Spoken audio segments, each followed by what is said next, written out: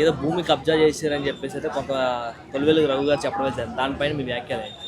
రఘు గారు అన్నీ చెప్తూ ఉంటారు, చెప్పాల్సినవి తప్ప అన్నీ చెప్తూ ఉంటాడు ఆయన. పవన్ కళ్యాణ్ గారిని అడుగు పెట్టేది ఆయన ఆయన ఆయన సినిమా హీరో అయిన దగ్గర నుంచి తెలంగాణలోనే కదా ఉన్నాడు. గత 30 ఏళ్ళుగా అసలు సినిమా హీరో అయినప్పటి నుంచి కూడా, అంతకు ముందు నుంచి కూడా తెలంగాణలోనే ఉన్నాడు. ఇప్పుడు ఆయన ఆంధ్రప్రదేశ్కి డిప్యూటీ సీఎంగా ఉన్నారు, ఎన్నికల్లో పోటీ చేసి గెలిచి. ఆయన తెలంగాణ అడుగుపెట్టినీరు, తమిళనాడులో అడుగుపెట్టినీరు, అలా ఉంటుందా? ఇప్పుడు తమిళనాడు నుంచి ఎవరు ఇక్కడికి రాకూడదా? కర్ణాటక నుంచి హైదరాబాద్ ఎవరు రాకూడదా?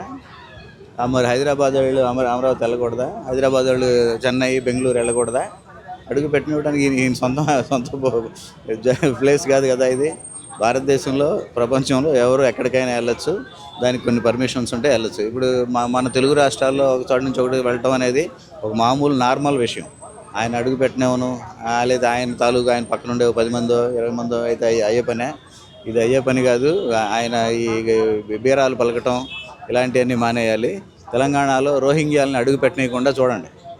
ఇప్పుడు అక్కడ తరుముతున్నారు కదా, పశ్చిమ బెంగాల్లో, అస్సాంలో తరుముతున్నారు. వాళ్ళందరూ తెలంగాణ, ఇటు పక్కన తమిళనాడు, కేరళ, కాంగ్రెస్ పాలిత రాష్ట్రాలకు వెళ్తున్నారు. హైదరాబాద్లో అడుగు పెట్టనీయకుండా రోహింగ్యాలను అడుగు పెట్టనీయం అని సవాల్ చేయమండి. ఆల్రెడీ హైదరాబాద్లో రోహింగ్యా కాలనీలు ఉన్నాయి.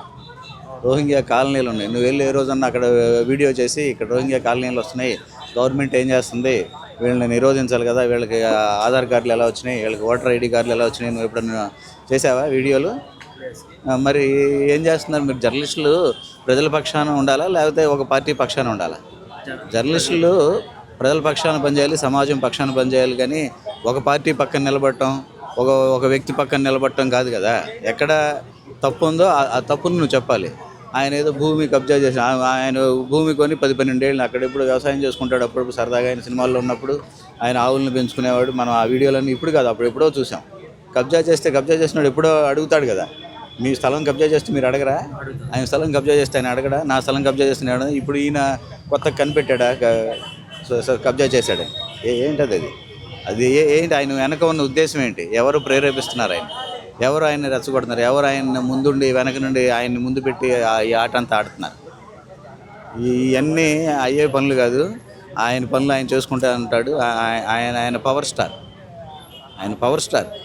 ఆయన వెనక ఉన్న సైన్యం గురించి బహుశా ఆయనకి సరైన అవగాహన లేదేమో అనిపిస్తూ ఉంది. ఈ పిచ్చి మాటలు మాట్లాడటం. ఆయన జర్నలిస్ట్గా ఒకప్పుడు కొంచెం బాగా పద్ధతిగా ఉండేవాడు. ఈ పద్ధతులు బహుశా తప్పి ఏదో ఒక పక్కకి వెళ్ళిపోయి ఇట్లాంటివన్నీ మాట్లాడుతున్నాయి. ఇవన్నీ పండవు.